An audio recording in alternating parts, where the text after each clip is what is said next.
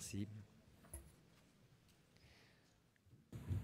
Je vais vous faire une analyse de géopolitique, mais I'm going to make a geopolitical analysis, un peu de recul, car je but pense I will que do c'est it indispensable. from a certain distance, which I think is indispensable, Dans trop de détails and without giving too much geopolitical details, especially since a lot of the details have been given since the beginning of the day, including by Mr. Pluvinage. situation actuelle du monde.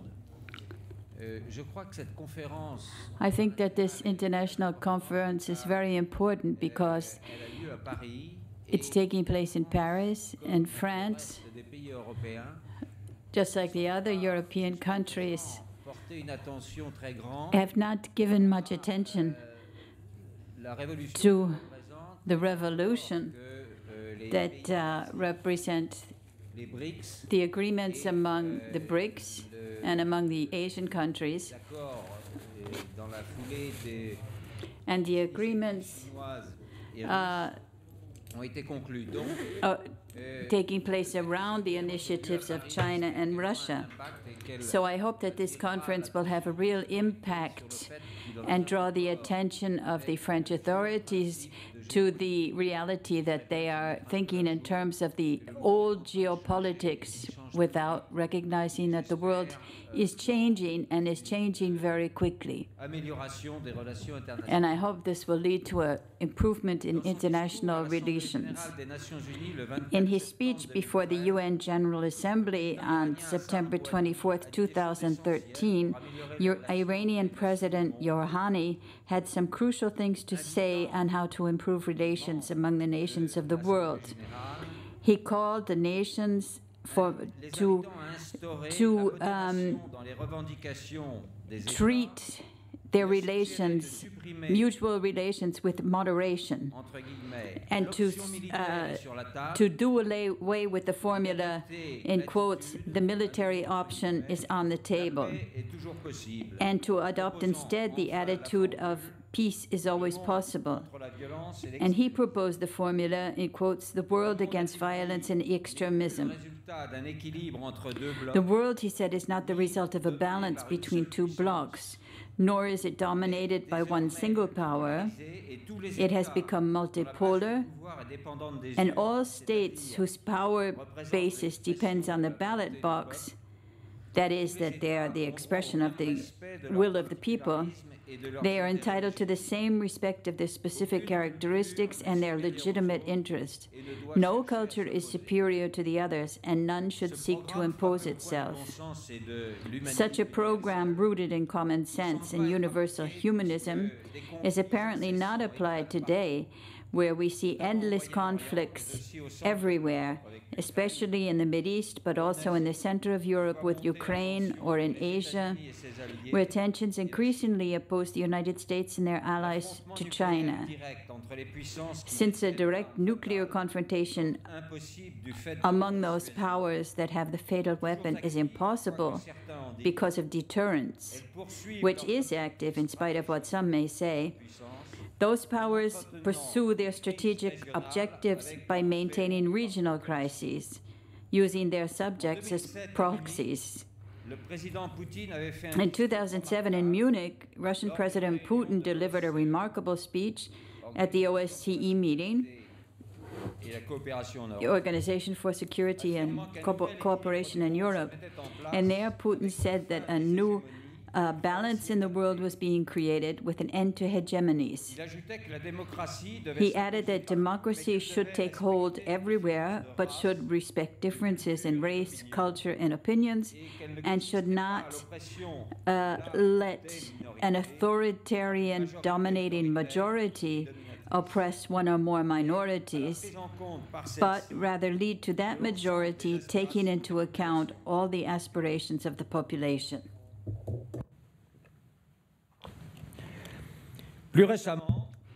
More recently, a UN resolution called on the international community to establish new relations among states, recognizing the differences and respecting them, and inviting nations to defend their justified interests with moderation, and to reject the extremisms that bring violence. This resolution, I can give you the number, it's number 127, was adopted on December 18, 2013. And this resolution takes up Rouhani's proposals, and it urges nations to defend their interests through dialogue and their respective differences, so as to build, in quotes, a world without violence and extremism, in which inevitable rivalries will be appeased through fair international cooperation and not by war. We should stress that the Western media gave very little coverage to this important event. But the future of humanity is really at stake, because men may now wield a power which allows them to blow up our planet in a fit of madness. Deterrence has worked until now. It has saved us from a cataclysm. And the balance of terror has so far stopped those who might have wanted to destroy their enemy by launching a nuclear salvo, that they did not do so because they knew they would be annihilated in retaliatory strikes. Now, some people claim that the United States has an anti-missile shield which would protect them from nuclear second strikes, which gives it total military supremacy and does away with the concept of deterrence. This is obviously not true, because no shield or iron dome is entirely impermeable, and none will be in the middle term. And in addition to that, new space powers are inventing every day new weapons. The peoples of the world, whatever their economic and cultural wealth may be, must be equal before the law. No culture can claim to be preeminent and believe it is the beacon of the world. The Liberty, whose statue lights up the world at the entrance to the Hudson Bay, belongs to all nations, and none may claim to be superior, even if it does momentarily enjoy economic and military superiority over the others. As for France, she would do well to remember her intellectual heritage of the Enlightenment and the level of worldwide prestige which General de Gaulle brought her to by refusing to align with one or another bloc. And at the time, it was much more difficult to leave NATO than it is now. He defended the right of all peoples to decide their own destiny and advocated understanding among all the nations of the globe that welcomed him. And he was welcomed because he knew the various cultures and proposed everywhere he went, Asia, Africa, Latin America. He proposed to respect all men and women with their differences. That is also what guided his wish to build a Europe of nations that would preserve their specific characteristics and their sovereignty. And that Europe was supposed to open up wide-ranging cooperation with Russia and beyond. So France has the second exclusive economic zone in the world, thanks to the overseas territories. Therefore, everything should incite us to follow a policy of world citizens by maintaining relations based on respect, confidence, and cooperation with all nations. And in that sense, the diplomatic choice of our country to support the Sunnite Arab monarchies who are destroying human rights, and to attack the countries that are fighting against Islamic terrorism that these same monarchies support, is totally aberrant. It's against our historical tradition, and all the experts recognize that these backward regimes will not last for a long time, even if they are protected for the moment by the United States. But when the elected leaders will take over in the Arab Peninsula, how will they then judge our current connivance with their oppressors?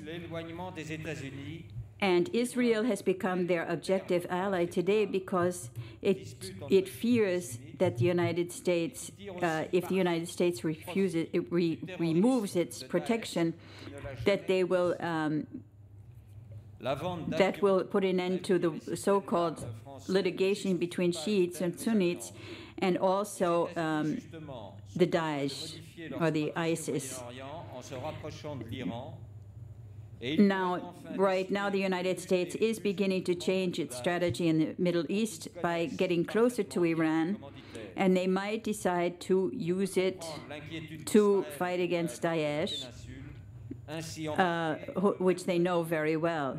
So we can understand why Israel and the Wahhabis are beginning to get worried. Now, the wish for a world of peace was expressed many times by General de Gaulle, and he anchored his prophetic visions in a profound philosophical reflection, which led him to deliver messages to the world which the powerful of the time did not always appreciate, but which the peoples always supported. In March 1964, he said in Mexico, a philosophical and political message of striking modernity. I'm just going to quote a small passage from that. He said, beyond the distances that are shrinking, beyond the ideologies that are weakening, and the political systems that are dying out, and unless humanity destroys itself someday in a monstrous self-destruction, the fact that will dominate the future is the unity of our universe. One cause, that of man. One necessity, that of world progress, and consequently of assistance to all those countries that desire it in order to develop. We have one duty, that of peace. These constitute for our species the very basis of existence. The General de Gaulle was thus the first to defend another organization of the world at a time when the two rival blocs dominated everything and allowed no challenges. During a press conference at the Élysée in September '65, he also proposed a new international monetary system. And he said, while we think that it's good for an international system to manage monetary relations, we will not recognize that the currency of any state has a special value as against gold, which is and which will remain and which must remain the only standard. And that's why France, with 4 other powers, became founding members of the UN. And we still wish that the UN will remain the place where delegations of all the peoples can be invited to debate openly on these issues. We do not accept to be obliged to respect any contradictory armed interventions that violate the Chart and which we have not approved. And that's the way we believe we can best defend the alliance of free peoples and the European community. And the independence in that way would allow France to become, in spite of the ideologies and hegemonies, in spite of the passions and the different races, beyond rivalries and ambitions of nations, we will become a champion of cooperation, without which the troubles, interventions, conflicts will continue to spread up to a world war. And in the same conference, he outlined his vision of the world, where he said that the same powers that have the means to wage war or to bring peace is is indispensable, and this was in 1965. This is indispensable for the understanding and cooperation that the world must establish among all races, all regimes, and all peoples. And if it doesn't, we will go to our own destruction. The fact is that the 5 states who decide on the destiny of Southeast Asia, and this was at the time of the Vietnam War, and these 5 states are also those which have nuclear weapons. They together founded 20 years ago the United Nations to become permanent members of the Security Council. If they wanted to, they could, if they were together, ensure that this institution, instead of being the theater of vain rivalry of 2 hegemonies, it could become the framework in which the entire world would be able to be honored, and where the conscience of the human community would impose itself. As such a project has no chance today of actually becoming reality, but it should become so, and in that case, if we come that far, France would be quite willing and ready to help.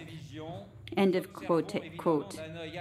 So with these visions, we can only be very interested and sympathetic to the efforts of the BRICS and the emerging countries who are trying to put into place win-win agreements. The great projects of the New Silk Road and the numerous infrastructure projects that are linked to it, just as the AIIB, which is open to all countries with no right to veto, the creation of the Eurasian Economic Union by Russia, which could lead to a Eurasian Monetary Union.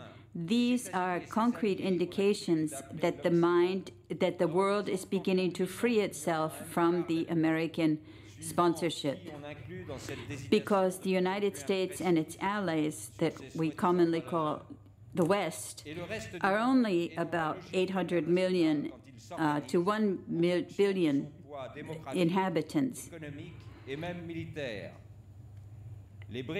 And this is the logic that we are facing, so that the world could be able to organize itself according to the real demographic, economic, and even military weight. The BRICS are one-fifth of the world economy, but only have 11% of the voices at the IMF. So it's quite natural that the world should be reorganized on more realistic and fair basis.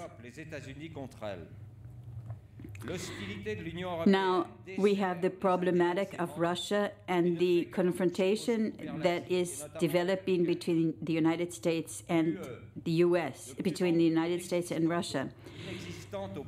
And the hostility of the European Union is not in the interest of the member countries, and is just pushing Moscow further and further toward Asia, and especially toward Beijing. Only France and Germany in the European Union have shown that they want to calm things in Ukraine, but you would need much more forceful initiatives to come to an agreement which would reassure both camps that are now fighting. The Ukrainian crisis could be the catalyzer of a lasting shake-up of the supranational organization, which are render the small countries slaves to the others.